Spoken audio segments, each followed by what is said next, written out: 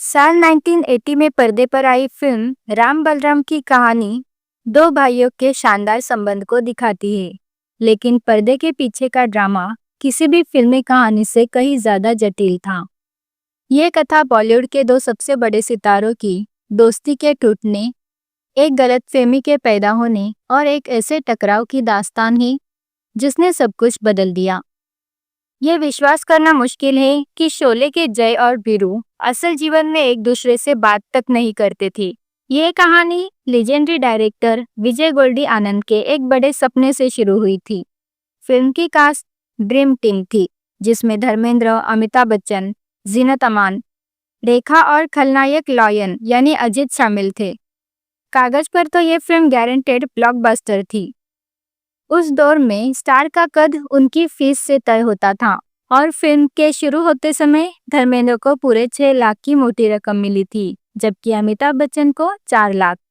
इससे यह स्पष्ट था कि असली सुपरस्टार नंबर 1 धर्मेंद्र ही थे। फिल्म का मूल विचार एक भाई पुलिस और दूसरा चोर। ये बेहद साहसिक था, लेकिन उस समय के सियासी माहौल के चलते सेंसर बोर्ड ने इस पर रोक लगा दी। यही से मुश्किलों की शुरुआत है। इमरजेंसी के कारण कहानी बदलनी पड़ी और उसकी धार कुछ कम हो गई। इसके तुरंत बाद अमिताभ बच्चन को जॉन्डिस हो गया, जिसके कारण फिल्म की शूटिंग पूरे 8 महीने के लिए पूरी तरह से रोकनी पड़ी। यही लंबा ब्रेक इस कहानी का सबसे बड़ा टर्निंग पॉइंट बना। इन 8 महीने के दौरान अमिताभ बच्चन की कई फिल्में सुपरहिट हो गई। जब वो सेट पर लौटे तो वो अब सामान्य अभिनेता नहीं थे। वो एंग्री यंग मैन के रूप में देश के निर्विवाद सुपरस्टार बन चुके थे और इंडस्ट्री का शक्ति संतुलन पूरी तरह से बदल चुका था। इसी बदले हुए समीकरण में असुरक्षा की भावना और अफवाहें ने उनकी दोस्ती में दरार डाल दी। उस समय धर्मेंद्र अपनी निजी जिंदगी की मुश्किलों से जूझ रहे थे और शायद थोड़े असुरक्षित महसूस कर रहे थे, जबकि अमिताभ का करियर तेजी से ऊपर उठ रहा था। सबसे बड़ी गलती तब हुई जब राम बलराम के रुके होने के कारण प्रोड्यूसर ने घाटा कम करने के लिए अमिताभ के साथ दूसरी फिल्म मिस्टर नटवरलाल शुरू कर दी। इसी बीच किसी ने जाकर धर्मेंद्र के कान भर दिए। देखो, तुम्हारी फिल्म राम बलराम की शूटिंग तुम्हारे बिना ही चल रही है। ये सुनते ही धर्मेंद्र को लगा कि उनके साथ विश्वासघात हुआ है। उनकी सबसे बड़ी भूल ये थी कि उन्होंने अपने गुस्से में न तो डायरेक्टर से पूछा और न ही सीधे अमिताभ से इस बारे में बात की।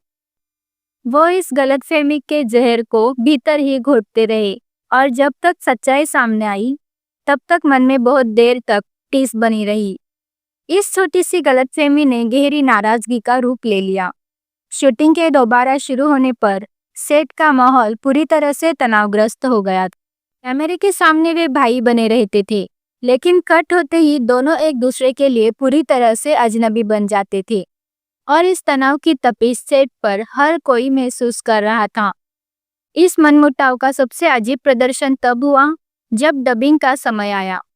अपनी बढ़ती असुरक्षा के कारण धर्मेंद्र ने अचानक अपनी असली आवाज की जगह अमिताभ बच्चन की तरह भारी आवाज में डबिंग करना शुरू कर दिया। डायरेक्टर गोल्डी आनंद ने उन्हें कई बार अपनी स्वाभाविक आवाज में बोलने के लिए कहा, लेकिन वो नहीं माने। ये असुरक्षा इतनी गहरी थी कि वो डायरेक्टर से छिपकर अकेले में ही अपनी डबिंग करते थे। इस लंबी देरी और आपसी झगड़ों के कारण फिल्म को पूरा होने में कई साल लग गए, जिससे इसका बजट तेजी से बढ़कर 2.5 करोड़ तक पहुंच गया। 28 नवंबर 1980 को रिलीज होने पर फिल्म ने लगभग 4 करोड़ कमाए। हालांकि ये अच्छी कमाई थी, लेकिन इतने बड़े बजट को देखते हुए फिल्म को बहुत जबरदस्त सफलता नहीं मिली जिसकी उसे उम्मीद थी। इसे बस एक सेमी हिट ही माना गया, मगर इस फिल्म की असली कीमत पैसों में नहीं, बल्कि एक दोस्ती के रूप में चुकाई गई। ये आखिरी फिल्म थी जिसमें दर्शकों ने धर्मेंद्र और अमिताभ बच्चन को एक साथ पर्दे पर देखा। शोले की वो आइकॉनिक दोस्ती राम बलराम के सेट पर हमेशा के लिए टूट गई।